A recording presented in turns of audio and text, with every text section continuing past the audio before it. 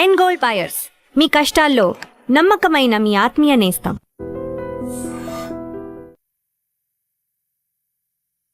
నమస్తే, నేను Kavitha. Welcome to I dream news and నిజాలు. ఇరాన్ మీద అమెరికా, ఇజ్రాయెల్ చేస్తున్నటువంటి దాడి ఇప్పుడు 3వ నెల కంటిన్యూ అయింది. 4వ నెలలోకి ఎంటర్ అయిపోతుంది. బోల్డ్ అన్ని స్టేట్మెంట్ల తర్వాత, అత్యంత కన్ఫ్యూజన్, సందిగ్ధత తర్వాత మళ్ళీ ఇరాన్ మీద దాడులు, బాంబుల వర్షం కురిపిస్తోంది అమెరికా. సొంత రిపబ్లికన్ పార్టీ నేతల నుంచే వ్యతిరేకత ఎదురవుతోంది ట్రంప్కి. At the same time Abraham అకార్డ్లో ఎంటర్ అవ్వాలంటూ పాకిస్తాన్ మీద కూడా ఫోర్స్ చేస్తోంది అమెరికా. ఇజ్రాయెల్ని ఒక దేశంగా గుర్తించాల్సిన అవసరం ముస్లిం దేశాలకు ఉంది అనేది. నెక్స్ట్ ఏం జరగబోతోంది? 5 అంశాల మీద ఇప్పటికీ ఒక క్లారిటీ రానప్పుడు అమెరికా అధ్యక్షుడు డొనాల్డ్ ట్రంప్ యుద్ధాన్ని కంటిన్యూ చేస్తారా? అలా అయితే లెబనాన్కి సంబంధించి అక్కడ కూడా ఒక సందిగ్ధత కొనసాగుతోంది. వీటన్నిటిలో అత్యంత పెద్ద క్వశ్చన్ మార్క్, అసలు ఆన్సర్ ఎప్పుడు దొరుకుతుంది? మనతో పాటుగా ఉన్నారు సీనియర్ జర్నలిస్ట్ సురేష్ కొచ్చాదిల్ గారు. సార్ నమస్తే. సో 3 నెలలు కంటిన్యూ అయిపోయింది, ఇప్పుడు 4th మంత్లోకి ఎంటర్ అవబోతోంది. స్టాండ్ స్టిల్ అంటారా అంటే అలాంటి పరిస్థితి లేదు. బోల్డ్ అనే స్టేట్మెంట్స్ గంటల వ్యవధిలోనే వస్తున్నాయి. ఇప్పుడు ఆల్ ఆఫ్ సడన్ గా ఇరాన్ మీద మళ్ళీ అటాక్ చేస్తోంది అమెరికా. సో అక్కడ వ్యతిరేకత ఉంది, అపోజిషన్ అనేది వస్తుంది, ఈవెన్ సొంత పార్టీ నేతల దగ్గర నుంచే. ఏం చేయబోతున్నారు ట్రంప్ ఇప్పుడు? మీరు లాస్ట్ ఒక 24 గంటలు చూస్తే ప్రెసిడెంట్ ట్రంప్ కానీ వారి అడ్వైజర్ దగ్గర నుంచి ఏ న్యూస్ రావట్లేదు. దీనికన్నా ముందు మీకు గుర్తుంటుంది, ఒక 3 రోజుల ముందు నుంచి అయిపోయింది, డీల్ ఆల్మోస్ట్ డన్. కొన్ని సెంటెన్సెస్ అక్కడిక్కడ మారిపోతుంది. ఖతార్కి వెళ్ళారు ఇరానియన్ డెలిగేషన్, అక్కడ టైఅప్ చేస్తున్నారు. Only few words here immediate sign అయిపోతుందని ప్రెసిడెంట్ ట్రంప్ చాలా స్టేట్మెంట్లు ఇచ్చారు. కానీ దాని తర్వాత కంప్లీట్లీ క్వైట్ అయిపోయారు. ఇప్పుడు అమెరికన్ టెలివిజన్లో మెయిన్గా నడుస్తున్న డిబేట్లు మీరు ఏ ఛానల్ అయినా ఓపెన్ చేయండి, ఈ రిపబ్లికన్ పార్టీలో నడుస్తున్న ప్రాబ్లం. లిండ్సీ గ్రామ్ కానీ మిగతా కాంగ్రెస్ మెన్ కానీ వీళ్ళందరూ ప్రెసిడెంట్ ట్రంప్ మీద పడ్డారు. ప్రెసిడెంట్ ట్రంప్ ఎప్పుడు ఆలోచించారు, ఆయన కళ్ళ కూడా రాలేదు పాసిబుల్ దట్ వాళ్ళ పార్టీలోనే ఇంత వ్యతిరేకత ఉంటుందనేది. దానికి కారణాలు ఉన్నాయి. ఒకటి, ప్రెసిడెంట్ ట్రంప్ అనుకున్నారు ఆయన ఈ ఒప్పందం చేసుకుంటే ఎవరు దాన్ని వ్యతిరేకించారని. కానీ ఆయన ఒక మాట మర్చిపోయారు, ఈ యుద్ధం మొదలైంది ఇజ్రాయెల్తో. ఇజ్రాయెల్కి ప్రాబ్లం ఉండే ఇరాన్తో.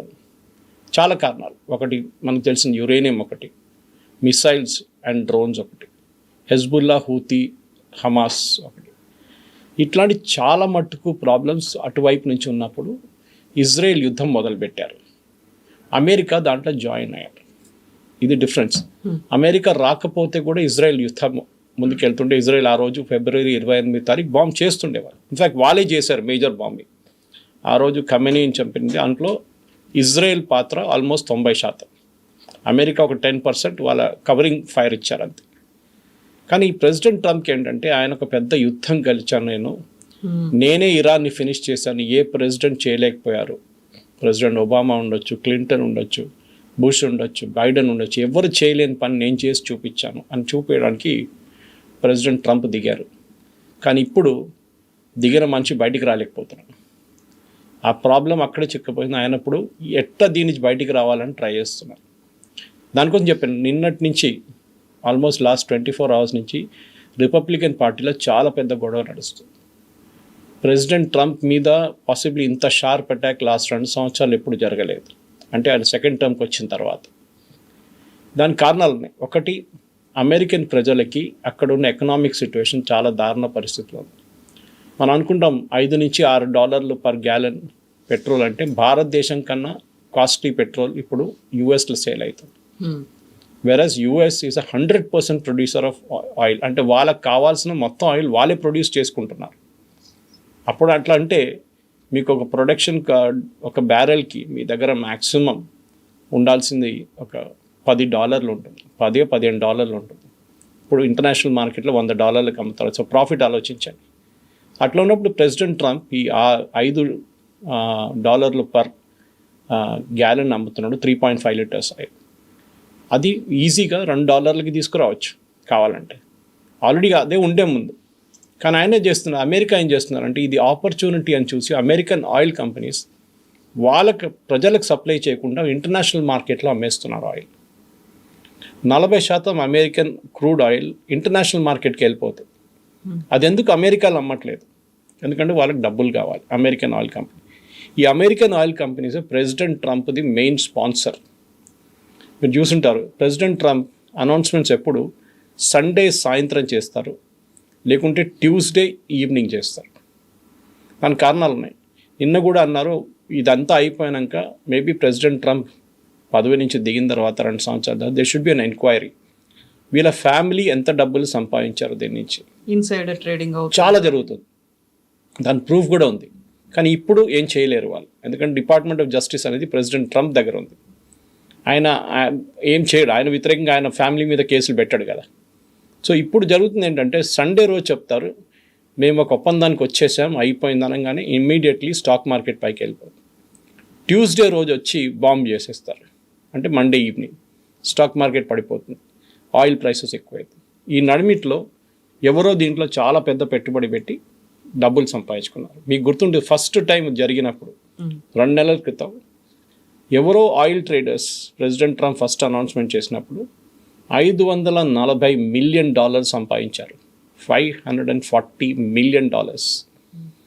ఎవరు అంటే అది ప్రెసిడెంట్ ట్రంప్ క్లోజ్ ఫ్రెండ్స్ వీళ్ళు.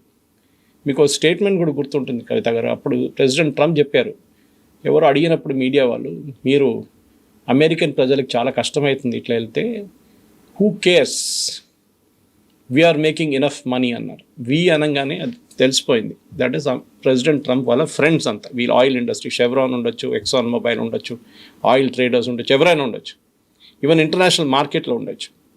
వీళ్ళు డబ్బులు సంపాదిస్తున్నారు. సో అమెరికన్ ప్రజలకి ఇప్పుడు దాని మీద చాలా పెద్ద కోపం. బహుశా president Trump ratings Richard Nixon కన్నా కిందకి వెళ్ళిపోయింది ratings. Richard Nixon was considered most unpopular US president. Water gate scandal తర్వాత నిక్సన్ అనగానే ఒక స్టాండర్డ్ వచ్చేసింది, దీనికన్నా కింద మీరు వెళ్ళలేరు అని. కానీ దానికన్నా కింద వెళ్ళిపోయారు ప్రెసిడెంట్ ట్రంప్ ఇప్పుడు. అంటే అంత దారుణమైన పరిస్థితిలో ఉన్నారు ప్రెసిడెంట్ ట్రంప్. ఈ పరిస్థితుల్లో రిపబ్లికన్ పార్టీలో ఉన్న వాళ్ళ కాంగ్రెస్మెన్కి ఇప్పుడు నవంబర్లో రాబోయే మిడ్ టర్మ్ పోల్స్లో 100% ఓడిపోతారని తెలుసు వాళ్ళకి. ఈ పరిస్థితుల్లో ఇప్పుడు దానికోసం మీరు ఒక పుష్ బ్యాక్ చూస్తున్నారు. ఈ పుష్ బ్యాక్లోనే ప్రెసిడెంట్ ట్రంప్ ఇప్పుడు ఏం అనట్లేదు. ఇప్పుడు డీల్ ఈజ్ ఆల్మోస్ట్ డన్, సంతకం పెట్టేశారు. పాకిస్తాన్ ఆలోచించండి, ఈయన షబాజ్ షరీఫ్ వెళ్ళలేదు లాస్ట్ టైం టాక్స్కి, మొన్న జరిగిన దాంట్లో అసీం మునీర్ వెళ్ళారు తెహ్రాన్కి. నిన్న చూస్తే అసీం మునీర్, నిన్న అంటే ఆల్మోస్ట్ 24 hours ముందు చూస్తే అసీం మునీర్ అండ్ షబాజ్ షరీఫ్ చైనాలో ఉన్నారు. సో వెరీ రీసెంట్గా డొనాల్డ్ ట్రంప్ కూడా చైనా విజిట్ కంప్లీట్ చేసుకున్నారు, మళ్ళీ వీళ్ళు వెళ్ళారు అక్కడికి. దాని వీటిలో పుటిన్ వెళ్ళారు. తో ప్రెసిడెంట్ ట్రంప్ ఇది నెగోషియేట్ చేసి ఫినిష్ చేయకుండా అసీం మునీర్ అండ్ షబాజ్ షరీఫ్ చైనాకి వెళ్ళారు. చైనాతో ఒప్పందం చేశారు, మోస్ట్ ఫేవర్డ్ నేషన్, అది ఇది ట్రీటీ సైన్ చేశారు. తో ప్రెసిడెంట్ ట్రంప్కి ఇప్పుడు అర్థమైపోయింది దట్ వీళ్ళందరూ కలిసి they made a fool of him. అంతే.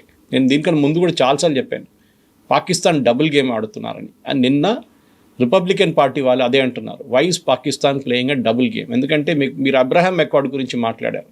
దీని గురించి అబ్రహాం అకార్డ్ అనేది ప్రెసిడెంట్ ట్రంప్ ఫస్ట్ టర్మ్లో వాళ్ళ సన్నిన్లో జారెడ్ కుష్నర్ తీసుకొచ్చిన ఒక చట్టం. అంటే it is not a law, but Abraham అకార్డ్లో ఏంటంటే మేము యాజ్ అ దేశం ఇజ్రాయెల్ని ఎగ్జిస్ట్ చేయడానికి రెడీగా ఉన్నాం, Israel can exist as a nation అని ఒక కాన్సెప్ట్ ఉంది అబ్రహాం అకార్డ్. ఇది ఫస్ట్ సంతకం పెట్టింది యుఏఈ, దాని తర్వాత ఇండోనేషియా అంటే ఇస్లామిక్ కంట్రీస్లో, దాని తర్వాత సౌదీ అరేబియా సంతకం పెట్టడానికి రెడీ అయినప్పుడు అక్టోబర్ 5వ తారీఖు 2024 అప్పుడు దాడి జరిగింది ఈ ఇజ్రాయెల్ మీద. 25 I think it is. ఆ దాడి జరిగింది. సో ఎవ్రీబడి ప్యానిక్డ్ ఆ టైంలో. ఎందుకంటే ఒకసారి Saudi Arabia Abraham accord sign చేస్తే then there is no going back. ఎందుకంటే they are the biggest country in the Islamic bloc. అది ఇరాన్ కావాలని హమాస్తో నా దాడి చేయించారని చెప్పి అందరూ ఇప్పుడు కూడా కరెక్ట్గా అనలైసిస్ చెప్తున్నారు, కరెక్టే అది. ఇప్పుడున్న దాంట్లో ప్రెసిడెంట్ ట్రంప్ అంటున్నారు దట్స్ ఆల్ ఫైన్, నేను ఇంత కష్టపడి ఇంత సాక్రిఫైస్ చేసి నెగోషియేట్ చేశాను చూడండి, మా దాంట్లోనే నాకు పుష్ బ్యాక్ వస్తుంది. అట్లా ఉన్నప్పుడు నాకు మా దేశం వాళ్ళకి ఏదైనా చూపించాలి కదా, నేను ఏదో ఎక్స్ట్రా తీసుకొచ్చాను. ఎక్స్ట్రా ఏంటి, అరబ్ దేశాలని అందరినీ నేను సంతకం పెట్టిస్తున్నాను that they are accepting Israel as a country, Abraham accord. కానీ నిన్న షబాజ్ షరీఫ్ ఒక ఇంటర్వ్యూ ఇచ్చారు పాకిస్తాన్ టెలివిజన్ ఛానల్కి, అది కాకుండా వాళ్ళ ఫారిన్ మినిస్ట్రీ కూడా ఇచ్చారు that we will not accept. In fact president Trump చెప్పిన స్టేట్మెంట్లోనే చూడండి, ఆయనకు ఒక ఇది ఉంది, పొద్దున ఒకటి చెప్తారు, సాయంత్రం ఒకటి చెప్తారు. కానీ నిన్న చెప్పిన దాంట్లోనే ఫస్ట్ స్టేట్మెంట్లో అన్నారు we all have to sign అన్నారు. సెకండ్ సెంటెన్స్కి వచ్చినప్పుడు but if somebody is not comfortable then he not sign. అంటే మీరు ఎందుకు మళ్ళీ స్టేట్మెంట్ ఎందుకు ఇచ్చారు? మీరు సంతకం పెట్టకండి అయిపోతుండే కదా. ఇప్పుడు ఇజ్రాయెల్ పొజిషన్ ఏంటంటే బెంజమిన్ నెట్న్యాహు ఇస్రాయేలీ ప్రజలకి చాలా క్లియర్గా అడ్రస్ చేసి ఏం చెప్పారంటే మేము ఈ యుద్ధం ఎందుకు చేస్తున్నాం, ఎందుకు కంటిన్యూ చేస్తాం అని చెప్పి నిన్న రాత్రి ఒక అడ్రస్ చేశారు. వాళ్ళ క్లారిటీ చాలా క్లియర్. వాళ్ళు 2-3 పాయింట్స్. ఒకటి, ఇరాన్ దగ్గర యురేనియం ఉండకూడదు. రెండవది, ఇరాన్ దగ్గర మిసైల్ టెక్నాలజీ ఉండకూడదు, డ్రోన్ టెక్నాలజీ ఉండకూడదు, డెస్ట్రాయ్ చేసేసేయాలి. మూడవది, Iran Hezbollah, Houthi, Hamas support చేయడం బంద్ చేయాలి. తర్వాత 5-6 కండిషన్స్ ఉన్నాయి. ఇది ఇరాన్ అంగీకరించారు. యురేనియం తీసుకుందాం ఫస్ట్. ప్రెసిడెంట్ ఒబామా సైన్ చేసిన జేసీపీ అగ్రిమెంట్లో 2 సంవత్సరాలు నెగోషియేట్ చేశారు. 2 years జాన్ కెరీ వీళ్ళందరూ నెగోషియేట్ చేసి లాస్ట్ సంతకం పెట్టారు 2015లో. దాంట్లో మనం ఆల్రెడీ డిస్కస్ చేసాం దీనికన్నా ముందు కూడా. ప్యూరిటీ ఆఫ్ యురేనియం 3.67లో మెయింటైన్ చేసుకుంటా అన్నారు 15 సంవత్సరాల దాకా. ఫస్ట్ 10 years ఇరాన్ ఆ యురేనియంని ముట్టరు, హై వాల్యూ యురేనియం. అప్పుడు వాళ్ళ దగ్గర ఉన్న యురేనియం ప్యూరిటీ 40% ఉండే, ఇప్పుడు 60% ఉంది. 400 కిలోలు ఉన్నాయి. ముందు వాళ్ళ దగ్గర 200 కిలోలే ఉండే. ఇది ఎందుకు ప్యూరిటీ ఎక్కించారంటే ప్రెసిడెంట్ ట్రంప్ వచ్చిన తర్వాత 2018లో ఫస్ట్ టర్మ్లో ఈ అగ్రిమెంట్ని ఆయన కంప్లీట్గా రిజెక్ట్ చేసేసారు. దాంతో ఇరాన్ కోపం వచ్చి వాళ్ళు ప్యూరిటీ పెంచడం మొదలుపెట్టారు. ఇప్పుడు వాళ్ళు వెపన్స్ గ్రేడ్ దాకా వచ్చేసారు, అంటే న్యూక్లియర్ ఆయుధాలు తయారు చేసుకోవచ్చు. ఇప్పుడున్న పరిస్థితి 60%. ప్రెసిడెంట్ ట్రంప్ ఏమంటున్నారంటే మాకు అది అప్పగించేసేయండి, 400 కిలోలు మాకు ఇచ్చేసేయండి. ముందు ఫస్ట్ వార్ మొదలైనప్పుడు మేము అది కంప్లీట్గా డెస్ట్రాయ్ చేసేసాం ఆపరేషన్ మిడ్ నైట్ హ్యామర్లో జూలై లాస్ట్ ఇయర్. ఇప్పుడు అంటున్నారు కాదు, అది న్యూక్లియర్ డస్ట్ ఇంక అక్కడ ఉంది, మీరు మాకు అది ఇచ్చేసేయండి, మేము తీసుకెళ్ళి దాన్ని ఎక్కడైనా సేఫ్గా పెట్టుకుంటాం, లేకుంటే డెస్ట్రాయ్ చేసేస్తాం. 1 నెల తర్వాత ట్యూన్ మారిపోయింది. మీరు ఇది ఒక థర్డ్ కంట్రీకి ఇవ్వచ్చు, రష్యా లాంటి కంట్రీకి ఇవ్వచ్చు, చైనా లాంటి వాళ్ళకి ఇవ్వచ్చు, వాళ్ళ దగ్గర సేఫ్గా ఉంచుకుంటారు. ఇప్పుడు డెస్ట్రాయ్ చేయట్లేదు, సేఫ్గా ఉంచుకుంటారు అక్కడ. ఇప్పుడు మొన్న జరిగిన డిస్కషన్స్లో ఏమొచ్చిందంటే ప్రెసిడెంట్ ట్రంప్ ఇంకా కిందకి దిగొచ్చి ఒక పని చేయొచ్చు, కావాలంటే మీ దగ్గరే దాని ప్యూరిటీ తగ్గించుకోవచ్చు. ఈ న్యూక్లియర్ ఒక దాంట్లో ప్యూరిటీ తగ్గించడం కూడా ఒక ప్రాసెస్ ఉంది, పెంచడం ఒకటే కాదు, తగ్గించవచ్చు కావాలంటే. అది చేయొచ్చు, డైల్యూట్ అంటారు దాన్ని, డైల్యూషన్ ప్రాసెస్, అది చేయవచ్చు. డైల్యూట్ చేయండి, డైల్యూట్ చేసి మీ దగ్గరే ఉంచుకోండి, ఆర్ థర్డ్ పార్టీకి అప్పగించండి, వాళ్ళు అదే పని చేస్తారు. నెక్స్ట్ స్టెప్లో ఏమంటారో తెలియదు, మీరు కావాలంటే న్యూక్లియరే పెట్టుకోండి అంటారు. సో ప్రెసిడెంట్ ట్రంప్ పొజిషన్ ప్రతిరోజు వీక్ అయిపోతుంది. ఇప్పుడు ఆయనకి ఇప్పుడున్న పరిస్థితుల్లో ఆయన ఏం చేయలేకపోతున్నారు. He has become a hostage అంటున్నారు వాళ్ళ అమెరికన్ కామెంటేటర్స్. వాళ్ళ పార్టీ వాళ్ళే వ్యతిరేకిస్తారు, డెమోక్రాట్స్ని పక్కన పెట్టండి, వాళ్ళు ఏ రోజు నుంచో వ్యతిరేకిస్తున్నారు. ఇప్పుడు వీళ్ళున్న పరిస్థితుల్లో president Trump is in a very very bad state. America సంగతే చెప్పక్కర్లేదు, ఎందుకంటే ఈ యుద్ధం ముందుకు ఎట్లా తీసుకెళ్లాను వాళ్ళకి అర్థం కావట్లేదు. సీజ్ ఫైర్ ఉంది, నిన్న కొన్ని బోట్ల మీద దాడి చేశారు, 4 చనిపోయారు వాళ్ళ సోల్జర్స్. ఒక మిసైల్ సైట్ని కొట్టారంటున్నారు, వాళ్ళ ఐలాండ్ మీద ఒకటి, వాళ్ళ బందర్ అబ్బాస్ మెయిన్ పోర్ట్ మీద కొట్టారు వాళ్ళు. కానీ ఇప్పుడు ప్రెసిడెంట్ ట్రంప్ దీని నుంచి బయటికి రావాలంటే ఆయనకు ఒక సొల్యూషన్ లేదు, అక్కడే మెయిన్ ప్రాబ్లం. అయినప్పటికీ కూడా మళ్ళీ ఇరాన్ మీద అటాక్స్ చేస్తున్నారు. At the same time Israel Lebanon మీద కూడా అలాంటి అటాక్సే చేస్తుంది. లెబనాన్ గురించి మాట్లాడట్లేరు. అండ్ రిపబ్లికన్స్ అడుగుతున్నట్టుగా హౌతీస్ కావచ్చు, హమాస్ కావచ్చు, హిజ్బుల్లా వీళ్ళ గురించి ఏం చేశారు ఇరాన్తో పాటుగా. ఇరాన్ అలాంటి ఒక అన్సర్టనిటీ అనేది కనిపిస్తుంది, అక్కడ క్లారిటీ అనేది లేదు. కాబట్టి నెక్స్ట్ లెబనాన్ అని అన్నారు కదా, ఏమైంది అనే మాట. లెబనాన్లో ఒక చాలా యూనిక్ పరిస్థితి అయింది. ఇప్పుడు ఇజ్రాయెల్ చాలా మటుకు సదర్న్ లెబనాన్ క్లియర్ అవుట్ చేశారు. అప్పుడు ప్రెసిడెంట్ ట్రంప్ సీజ్ ఫైర్ తీసుకొచ్చారు. ఇప్పుడు హెజ్బుల్లా వాళ్ళు మళ్ళీ సదర్న్ లెబనాన్కి వచ్చారు. ఇజ్రాయెల్ ఇంత కష్టపడి వాళ్ళని పుష్ చేసి పైకి తీసుకెళ్లారు, ఇప్పుడు వాళ్ళు మళ్ళీ దిగి సదర్న్ లెబనాన్కి వచ్చారు. ఈ సదర్న్ లెబనాన్ అనే area Christian dominated area. So Israel చాలా కేర్ఫుల్గా ఉన్నారు ఈ సదర్న్ లెబనాన్తో డీల్ చేస్తున్నప్పుడు, ఎందుకంటే క్రిస్టియానిటీ అనగానే అది యూఎస్తో కనెక్షన్ వస్తుంది. లెబనాన్ ఒక టైంలో దీనికన్నా ముందు కూడా మనం మాట్లాడాం, వాజ్ అ క్రిస్టియన్ కంట్రీ. ఈ ఇస్లామిస్ట్ వచ్చి సెటిల్ డౌన్ అయ్యి జాగ్రఫికల్ వాళ్ళు మొత్తం మార్చేశారు, డెమోగ్రఫీ మార్చేశారు. ఇప్పుడు ఐ థింక్ క్రిస్టియన్స్ ఒక 16-14% ఉన్నారు అంతే. 100% నుంచి 16%కి వచ్చేసారు వాళ్ళు. ఇది మనకు కూడా ఒక స్టోరీ ఇండియాలో ఉన్న వాళ్ళకు. సో ఈ క్రిస్టియన్ దాంట్లో ఏం చేశారంటే హెజ్బుల్లా వాళ్ళు లాస్ట్ ఒక 6 వారాల్లో 8 వారాల్లో చాలా మటుకు చర్చెస్ ఆక్యుపై చేసుకున్నారు వాళ్ళు. లాస్ట్ వీక్ ఒక ఇజ్రాయేలీ క్యాప్టెన్ని చంపేశారు వాళ్ళు. ఈ was promoted as major after death. ఆయన ఇంక 2 సోల్జర్స్ మీద కాల్పులు జరిపించి చర్చ్ లోపల నుంచి. ఇజ్రాయేలీ సోల్జర్స్ చర్చ్ని హిట్ చేయలేకపోతున్నారు. వాళ్ళు ఆర్డినరీ ఇల్లు అంటే కొట్టేస్తారు వాళ్ళు ఇమీడియట్. చర్చ్ని కొట్టంగానే మళ్ళీ యూఎస్లో గొడవ మొదలవుతుంది. చర్చ్ మీద కొట్టారు చూడండి ఇజ్రాయేలీస్ అని చెప్పి. హిజ్బుల్లాకి తెలుసు అది. ప్రాబ్లం ఎక్కడ వస్తుందంటే హెజ్బుల్లా లెబనన్ అనగానే లెబనీస్ ఆర్మీకి అసలు పవర్ లేదు. వాళ్ళు ఒక హెజ్బుల్లా ఆర్మీ యూనిట్ని కూడా అప్రోచ్ చేయలేకపోతున్నారు. వాళ్ళ ఆయుధాలని కింద పడేయరా అని చెప్పడానికి వాళ్ళకి దమ్ము లేదు వాళ్ళ దగ్గర. Lebanese army is like a dummy. At the same time Hezbollah ఒక బయట నుంచి వచ్చిన ఫోర్స్, ఇరానియన్ ప్రాక్సీ ఫోర్స్ వచ్చి ఇప్పుడు లెబనన్ మీద వాళ్ళు నడిపిస్తున్న వాళ్ళ మినిస్టర్స్ ఉన్నారు, వాళ్ళ ఎంపీస్ ఉన్నారు క్యాబినెట్లో, లెబనీస్ క్యాబినెట్లో అన్నీ ఉన్నారు వాళ్ళ దగ్గర. ఈ పరిస్థితుల్లో లెబనన్ సంగతి ఇజ్రాయెల్ అన్నారు we will not let go. మీరు సీజ్ ఫైర్ చెప్పండి, ఏమైనా చెప్పండి. అది ప్రెసిడెంట్ ట్రంప్ చెప్పారు. మాకు అది బాగా. అండ్ ఇన్ఫ్యాక్ట్ ప్రెసిడెంట్ ట్రంప్ కూడా మొన్న ఒక స్టేట్మెంట్లో చాలా క్లియర్గా చెప్పారు, Israel has a right to defend it self. వాళ్ళ మీద దాడి జరిగితే వాళ్ళు కొట్టచ్చు. సో ఇజ్రాయెల్ని ఈక్వేషన్ నుంచి తీసేశారు. కానీ ఇజ్రాయెల్కి మెయిన్ వరి ఏంటంటే ప్రెసిడెంట్ ట్రంప్ మళ్ళీ వెళ్ళి ఈ ఇరాన్తో ఏదైనా సంతకం పెడతారో ఏమో అని భయం ఉంది వాళ్ళకి. దానికోసం వాళ్ళు ఇండైరెక్ట్గా ప్రెషర్ పెడుతున్నారు. 2 ఫోన్ కాల్స్ ఉండే. 3 రోజుల ముందు ఒక phone call president Trump and Netanyahu నడిమిట్లో జరిగిందంట. దాని రీడౌట్ బయటికి రాలేదు, అంటే మినిట్స్ ఆఫ్ ద మీటింగ్. కానీ అమెరికన్ సైడ్ నుంచి చాలామంది అన్నారు it was a very hot conversation అన్నారు. అంటే ప్రెసిడెంట్ నెటన్యాహుకి చాలా కోపం వచ్చింది. ఆయన చాలా రఫ్గా మాట్లాడారు ప్రెసిడెంట్ ట్రంప్ దగ్గర. ఇది మీరు చేస్తున్న డబుల్ గేమ్ ఆడుతున్నారు. మీరు అదర్ ఫినిష్ చేయండి యుద్ధం, లేకుంటే మాకు అప్పగించండి, మేము ఫినిష్ చేసేస్తాం. ప్రాబ్లం ఏంటంటే నెటన్యాహుకి క్యాన్సర్ ఉంది. ఈడ ప్రాస్టేట్ క్యాన్సర్ ట్రీట్మెంట్ జరిగింది, కానీ ఈజ్ క్యూర్డ్ అంటున్నారు. కానీ ఒక 2 వారాల ముందు ఆయనకి పేస్ మేకర్ పెట్టారు. మళ్ళీ హార్ట్ హాస్పిటల్లో అడ్మిట్ అయ్యారు. డెంటల్ ప్రొసీజర్ అంటున్నారు. We're not sure what it is. కానీ ఇజ్రాయెల్లో that is not an issue. ఇజ్రాయెల్లో ప్రాసెస్ నడుస్తుంది, పీపుల్ డిపెండెంట్ కాదు. వాళ్ళు నెటన్యాహు లేని కానీ ఎవరు లేనా కానీ వాళ్ళ ఆర్మీ పనిచేస్తారు. వాళ్ళకి తెలుసు ప్రాసెస్ ఎట్లా ఉంటుందని. వాళ్ళ లీడర్షిప్ టేక్ ఓవర్ చేసుకుంటారు. మీరు నెక్స్ట్ లెవెల్ డిఫెన్స్ మినిస్టర్ కానీ ఎవరైనా. ఇన్ఫాక్ట్ వాళ్ళ డిఫెన్స్ మినిస్టర్ అన్నారు, నేను ఎవరు president Trump, who is he to take a decision, మా మీద మేము సఫర్ అవుతున్నాం ఇక్కడ ఈ హెజ్బుల్లాతోని.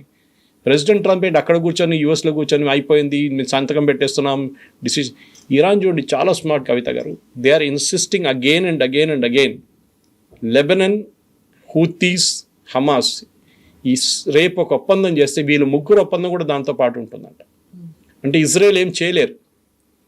ఇన్ని రోజులు వాళ్ళు మీరు హమాస్కి ఛాన్స్ ఇచ్చారు, హమాస్ మళ్ళీ రీగ్రూప్ అయ్యారు సీజ్ ఫైర్ అని చెప్పేసి. యాక్చువల్లీ టనల్స్ మీరు వినుంటారు ముందే, హమాస్ టనల్స్ చేస్తారు గాజాలో. Actually tunnels expert is Hezbollah. లెబనన్లో, సదర్న్ లెబనన్ అండ్ లెబనన్లో ఈ టనల్స్ బోర్ చేయాలంటే మన దగ్గర ఉన్న గన్నరాళ్ళు ఉంటాయి చూడండి, ఇట్లాంటి రాళ్ళు ఉన్నాయి హైదరాబాద్లో ఉన్న అలాంటి అండర్ గ్రౌండ్లో. వెరస్ గాజాలో శాండ్ ఉంటుంది because it's closer to the sea, easy అక్కడ డ్రిల్ చేయడం. ఇక్కడ చాలా కష్టం సదర్న్ లెబనన్లో చేయడానికి. కానీ హెజ్బుల్లాని ఇది నేర్పించింది ఆల్మోస్ట్ 15 సంవత్సరాల ముందు నార్త్ కొరియా వాళ్ళు వచ్చి నేర్పించారు. నార్త్ కొరియా నుంచి కిమ్ జాంగ్ ఉన్ వాళ్ళ ఎక్స్పర్ట్స్ని పంపించి వాళ్ళు నేర్పించారు టనల్స్ ఎట్లా డిగ్ చేయాలని. నిన్న కూడా ఒక అటాక్ జరిగితే ఒక అంబులెన్స్ మీద 6 చనిపోయారు. వీళ్ళు ఏం చేస్తారంటే ఈ హెజ్బుల్లా టెర్రరిస్ట్ వాళ్ళు ఈ డాక్టర్స్ డ్రెస్ వేసుకుంటారు, నర్సెస్ డ్రెస్ వేసుకొని అంబులెన్స్లో వస్తారు వాళ్ళు. సో దట్ అంబులెన్స్ మీద అటాక్ చేయకూడదని ఒక ఇంటర్నేషనల్ నామ్ ఉంది ఒకటి. కానీ ఇజ్రాయెల్కి తెలుసు వీళ్ళు ఎవరు ఉన్నారు దాని లోపల. మళ్ళీ వాళ్ళు కొడతారు. ఇదే స్టోరీ మీరు దీని ముందు హమాస్కి విన్నారు. అక్కడ help ministry of Gaza said 6 మంది చనిపోయారు. హెల్ప్ మినిస్ట్రీ నడిపిస్తుంది హమాస్. సో అక్కడ కూడా అదే ప్రాబ్లం. అక్కడ పాలస్టీనియన్ అథారిటీ అని చెప్పి పాలస్టీనియన్ గవర్నమెంట్ ఒకటి ఉంది అక్కడ, యాసిర్ అరాఫాత్ వాళ్ళ పార్టీది. వాళ్ళకి ఏం పవర్ లేదు గాజాలో, కంప్లీట్గా హమాస్ నడిపిస్తున్నారు అక్కడ. Iranian proxies, Hezbollah, Houthis and Hamas, వీళ్ళని కొట్టడం అనేది ఇజ్రాయెల్ ఫస్ట్ ప్రయారిటీ. దాంతోపాటు ఇరాన్ని కొట్టడం. ఇప్పుడు ప్రాబ్లం ఎక్కడ వచ్చిందంటే ప్రెసిడెంట్ ట్రంప్ నేను ఇరాన్ని చూసుకుంటాను, మీరు 3 చూసుకున్నారు. ఇప్పుడు ఇరాన్ని ప్రెసిడెంట్ ట్రంప్ ఏం చేయలేకపోతున్నారు. వాళ్ళ కన్సెషన్ మీద ఇస్తున్నారు. వాళ్ళు ఇంకా ఎంబోల్డన్ అవుతున్నారు. ఇంకా కొంచెం స్ట్రేట్ ఆఫ్ హోర్ముజ్ మేము అసలు అప్పగించాం మీకు, it will be close forever. ఒమాన్తో నాకు డీల్ చేసుకుంటాం, అక్కడ టర్కీ ఒక ఫీజు కలెక్ట్ చేస్తుంది చూడండి, అట్లా మేము కూడా ఇక్కడ ఫీజు కలెక్ట్ చేస్తామని చెప్తున్నారు. ఆ పరిస్థితిలో ఉన్నారు. సో ఈ straight of Hormuz president Trump ఏమంటాం, స్ట్రేట్ ఆఫ్ హోర్ముజ్ని ఓపెన్ చేయబోతున్నాం. ఏం కొత్తది ఉంది దాంట్లో? Straight of Hormuz was open before. మీరు వచ్చి యుద్ధం చేశారని చెప్పి వాళ్ళు బంద్ చేశారు. And straight of Hormuz Iran దగ్గర ఉన్న న్యూక్లియర్ వెపన్ కన్నా పవర్ఫుల్ స్ట్రేట్ ఆఫ్ హార్మోస్ ఇప్పుడు. ఎందుకంటే మనందరూ తెలిసిందే, మొత్తం లోకంలోని 20% ఫాసిల్ ఫ్యూల్స్ అదే రూట్ నుంచి బయటకు వస్తుంది, 40% ఫర్టిలైజర్ అదే రూట్ నుంచి బయటకు వస్తుంది. సో మొత్తం ఆగిపోయింది ఇప్పుడు కంప్లీట్గా. కొన్ని షిప్స్ వెళ్తున్నాయి కానీ అప్పుడప్పుడు. కానీ అమెరికా చేయాల్సింది వాళ్ళు చేయట్లేదు. ఆపరేషన్ ప్రాజెక్ట్ ఫ్రీడమ్ అని చెప్పి ఒకటి మొదలుపెట్టారు, అది ఎందుకు కంటిన్యూ చేయలేదు? నాట్ ఈవెన్ 6 అవర్స్ కూడా మీరు అది ఓపెన్ పెట్టలేకపోయారు. అంటే మీ వీక్నెస్ చాలా ఈజీగా కనిపిస్తుంది. మీరు ఎవరినో భయపడుతున్నారు. ఇంత పెద్ద ఆర్మీ, వీళ్ళు అన్నారు, మొన్న కూడా అన్నారు మొత్తం వాళ్ళ నేవీ లేదు, వాళ్ళ ఎయిర్ ఫోర్స్ లేదు. నిన్న they have lost an aircraft America. వాళ్ళు కన్ఫర్మ్ చేయలేదు కానీ ఒక రీపర్ డ్రోన్ అయితే పోయింది వాళ్ళది నిన్న. అంటే ఇరాన్ దగ్గర ఏం లేనప్పుడు వాళ్ళు ఎట్లా కొడుతున్నారు? How are they able to hit? వాళ్ళ దగ్గర మిసైల్స్ ఉందా, వాళ్ళ దగ్గర డ్రోన్స్ ఉన్నాయా? అమెరికాకి ఏం తెలియట్లేదు. ఇప్పుడు ప్రెసిడెంట్ ట్రంప్ దానికోసం చూడండి, ఇంత పెద్ద ఆర్మాడా పెట్టుకొని 2 ఎయిర్క్రాఫ్ట్ క్యారియర్లు అక్కడ ఉన్నాయి, 3 ఉండే ఒకటి పంపించేశారు, 2 ఉన్నాయి ఇప్పుడు అక్కడ. వాళ్ళు ఏం చేయలేకపోతున్నారు, టోటలీ హెల్ప్లెస్. సో అమెరికాలో కూడా ఉన్న చాలా మటుకు ఈవెన్ ప్రెసిడెంట్ ట్రంప్ని అడ్వైజ్ చేసిన జాన్ బాల్టన్ లాని సీనియర్ నేషనల్ సెక్యూరిటీ అడ్వైజర్ ముందుండే ఆయన కూడా అదే అంటున్నారు, we never seen US so weak. ఒక థర్డ్ వరల్డ్ కంట్రీ లాగా అయిపోయారు యూఎస్. ఒక చిన్న ఇరాన్ని డీల్ చేయలేకపోతున్నారు, ఏం చేయక్కర్లేదు. అండ్ నెటన్యాహు చాలా క్లియర్గా చెప్పారు, మీరు కంప్లీట్గా బాంబ్ చేయాలండి అదే రోజు, 3rd day or 4th day మీరు చేయాల్సిన పని అది మీరు ఆపేశారు. అక్కడే తప్పు చేశారు. ఇమ్మీడియట్లీ ఇరాన్ రీగ్రూప్ చేసుకున్నారు. ఇన్ని ఇష్యూస్ అవుతున్నప్పుడు సడన్గా ఒక పవర్ సెంటర్గా చైనా ఏమైనా ఎమర్జ్ అవుతుందా అనేటువంటి ఒక డౌట్ కూడా వస్తుంది. డొనాల్డ్ ట్రంప్ వెళ్ళారు, కలిసి వచ్చారు, ఆ తర్వాత రష్యా నుంచి వెళ్ళారు, ఇప్పుడు పాకిస్తాన్ నుంచి కూడా వెళ్ళారు. వీటన్నిట్లలో మీడియేషన్ పవర్ అనేది రష్యాకి చైనాకి మధ్యలో ఉంటుంది అనుకున్నప్పుడు చైనా ఒక కంట్రోలింగ్ పవర్లో ఏమైనా ఉందా? ఎందుకంటే ట్రంప్తో మీరు తైవాన్ గురించి మాట్లాడొద్దు అంటే తైవాన్ గురించి మాట్లాడకుండానే వచ్చేసారు. ఆ తర్వాత ఇప్పుడు ఈ యుద్ధానికి సంబంధించి కీలకమైనటువంటివి అనుకుంటుంటే చైనా నుంచి కూడా ఏ ఇన్ఫర్మేషన్ బయటికి రావట్లేదు, అండ్ విజిట్ చేసినటువంటి కంట్రీస్ కూడా ఏమీ చెప్పట్లేదు బయటికి. చైనాతో జరిగిన చర్చలు ప్రెసిడెంట్ ట్రంప్ది ఇరాన్ కన్నా పెద్ద ఫ్లాప్ ఉండేది. మీకు గుర్తుంటుంది వాళ్ళ బాడీ లాంగ్వేజ్లో చాలా కోల్డ్ ఉండే బాడీ లాంగ్వేజ్. అదే టైంలో పుటిన్ వచ్చినప్పుడు మీరు చూసుంటారు, ఒక స్ప్రింగ్ ఉండే జీజింగ్ స్పిన్లో పుటిన్తో మాట్లాడుతున్నప్పుడు ఒక జోష్ ఉంది. ఎందుకంటే వాళ్ళిద్దరికి ఒక కామన్ ఎనిమీ యుఎస్, ఇద్దరికి అదొకటి ఉంది common enemy. Your enemies my friend అని చెప్పి అదే కాన్సెప్ట్లో ఉంటుంది అనమాట. సో ప్రెసిడెంట్ జీ జిన్పింగ్ చాలా క్లియర్గా చైనాకున్న ప్రయారిటీస్ బయట పెట్టారు. ఆయన తైవాన్ గురించి మీరు చెప్పారు.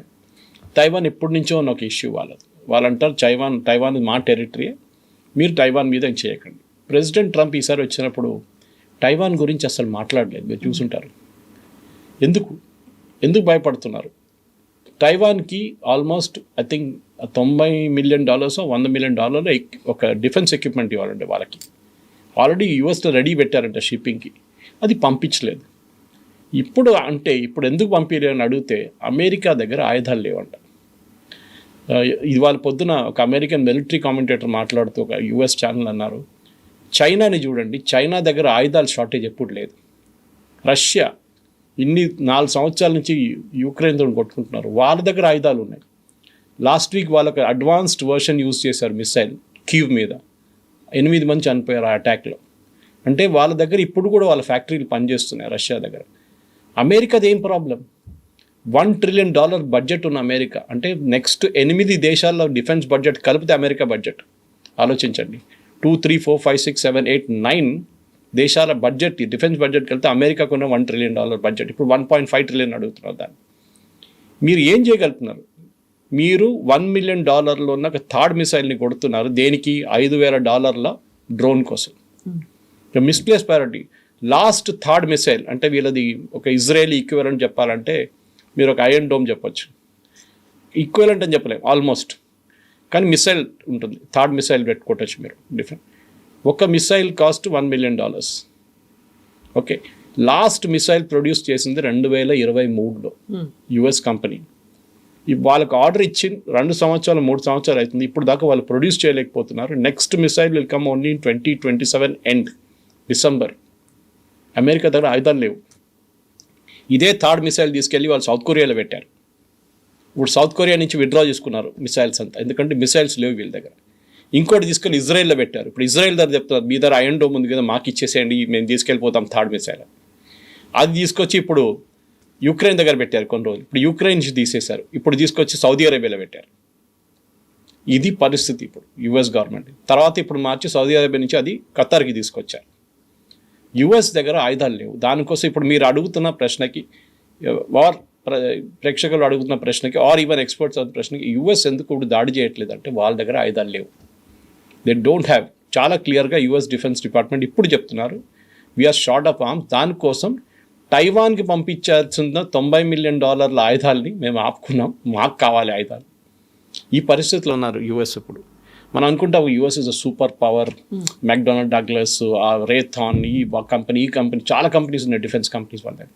వీళ్ళంతా ఫ్యాక్టరీ ప్రొడ్యూస్ చేసుకుంటూ వెళ్ళిపోతున్నారు. కాదు, ఇప్పుడు యుద్ధం మారిపోయింది. యుక్రెయిన్ వార్తో చాలా మటుకు తెలిసిపోయింది. అండ్ ఈవెన్ ఇరాన్ జరుగుతున్న మీ దగ్గర $5,000-10,000 డ్రోన్తో మీరు డ్యామేజ్ చేస్తున్నారు. అంత దూరం ఎందుకు కవిత గారు? లేటెస్ట్ మిసైల్ హెజ్బుల్లా దగ్గర ఉన్నది. ఇజ్రాయెల్ స్టన్ అయిపోయారు. They are using a fibre optic missile. మీరు వినుంటారు, నిన్నటి నుంచి అది లాస్ట్ వీక్ కాదు, ఆల్మోస్ట్ ఒక నెల నుంచి నడుస్తుంది. ఇజ్రాయెల్ టెన్షన్ అయిపోయింది ఇజ్రాయెల్కి, ఎందుకంటే వాళ్ళ దగ్గర దాన్ని అడ్డుకోవడానికి ఆయుధం ఏంటి? What is this fibre optic missile? Normal missile, దానిపైన ఒక కెమెరా పెట్టి ఆ కెమెరాకి ఒక ఫైబర్ ఆప్టిక్ కేబుల్ 10 కిలోమీటర్ల లాంగ్ ఉన్న ఫైబర్ ఆప్టిక్ కేబుల్ పెడుతున్నారు. యూజువలీ డ్రోన్ వెళ్ళిపోతుంది అట్లనే. ఇది దాని వెంట ఒక వైర్ పోతుంది. అంటే అది ఆపరేట్ చేస్తున్న ఆపరేటర్ యాక్చువల్లీ ఆ డ్రోన్ పైన ఆ మిసైల్ పైన కూర్చున్నట్లు ఉంటుంది, చూస్తున్నాడు గ్రౌండ్లో ఏముందని. చూస్తూ అక్కడ ఇజ్రాయలీ కంటింజెంట్ ఉంది, ట్యాంకులు ఉన్నాయి, 5 ట్యాంక్, దాన్ని కొట్టండి ఇమీడియట్గా. దీంతో ఒక లోడెడ్ ఇది ఉంది, అమ్యునిషన్ ఉంది, అది పంపించేస్తారు. ఇప్పుడు ఇజ్రాయెల్ ఓవర్ నైట్ వర్క్ చేస్తున్నారు దాన్ని కౌంటర్ చేయడానికి, ఒక ఐరన్ డోమ్ లాంటి స్ట్రక్చర్ తీసుకురావడానికి. వాళ్ళు ఇంకా ప్రాపర్గా మానిటర్ చేస్తూ డిస్ట్రాయ్ చేస్తున్నారు. సో అది ఆలోచించండి. ఏది హెజ్బుల్లా, వాళ్ళ దగ్గర ఇంకొక దేశంలో ఉన్నారు వాళ్ళు, కాల్ లెబనన్. ఇజ్రాయెల్ వ్యతిరేకంగా ఇరానియన్ డ్రోన్స్ తీసుకొచ్చి దాన్ని ఇంప్రూవైజ్ ఇదే డ్రోన్ మీకు యుక్రెయిన్లో కనిపిస్తుంది. యుక్రెయిన్లో ఒక 30 ఏకర్ ల్యాండ్లో వాళ్ళు 200 ఇట్లాంటి ఫైబర్ ఆప్టిక్ డ్రోన్స్ పెట్టారు. అదంతా వచ్చింది ఇరాన్ నుంచి. ఇరాన్లో మీరు బిలీవ్ చేయరు, గల్లీకి డ్రోన్స్ ప్రొడ్యూస్ చేస్తారు వాళ్ళు. I'm not exaggerating. ఈ బ్రేక్ ఇచ్చినప్పుడు ఈ 60-30 రోజులు అయింది. ఇప్పుడు ఈ సీజ్ ఫైర్లో వాళ్ళ డ్రోన్ ప్రొడక్షన్ డబుల్ అయిందంట. ఇది యుఎస్ చేసిన పెద్ద తప్పు. వాళ్ళకి టైం ఇచ్చారు మీరు, వాళ్ళు ప్రొడ్యూస్ చేసుకుంటున్నారు. ఇప్పుడు మీరు ఏం చేస్తారు చెప్పండి? ఇప్పుడు యుఎస్ లిటరలీ ఇంగ్లీష్లో అంటారు caught between a rock and hard place అని. అక్కడ లేని పరిస్థితులు అయిపోయారు.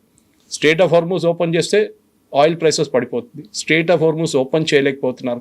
మీ దగ్గర ఇంత పెద్ద నేవీ పెట్టుకొని మీరు ఈ అక్కడున్న 170-180 షీట్లు పర్ డే ఒక షిప్ని బయటకు తీసుకురాలేకపోతున్నారు. 2,000 షిప్స్ పడినాయి పర్షియన్ గల్ఫ్లో. నిన్న ఒక ఇండియాకి రావాల్సిన ఒక షిప్ లోడ్ చేసి 2 నెలల ముందు క్రూడ్ ఆయిల్ లోడ్ చేసిన షిప్ నిన్న బయటకు వచ్చింది. ఆలోచించండి.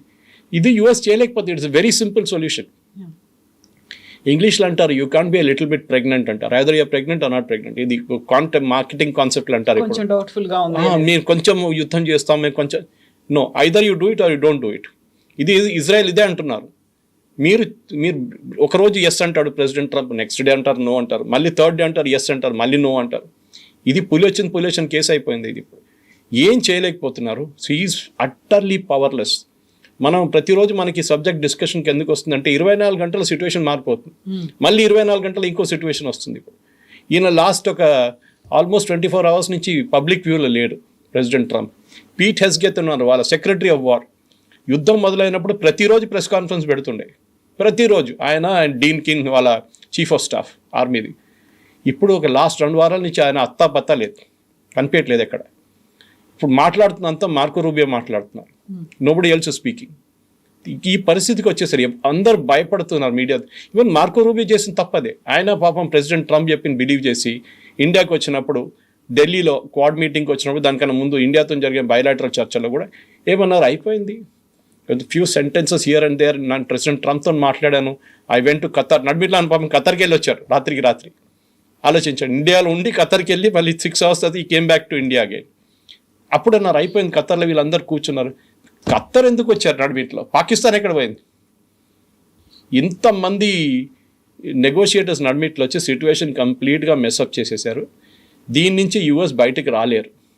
బయటకు వస్తే ప్రెసిడెంట్ ట్రంప్కి ఒబామాని ఆయన ఎంత తిట్టారో ఆయన క్యాంపెయిన్లో 2018లో అదే థింగ్ ఇప్పుడు 2000 రాబోయే ఎలక్షన్లో it will be either Marco Rubio or JD Vance వాళ్ళు ప్రెసిడెన్షియల్ క్యాండిడేట్ ఉంటారు. దానికన్నా ముందు ఇప్పుడు మిడ్ టర్మ్ పోల్స్లో కంప్లీట్గా రిపబ్లికన్ పార్టీని వైప్అవుట్ చేసేస్తారు.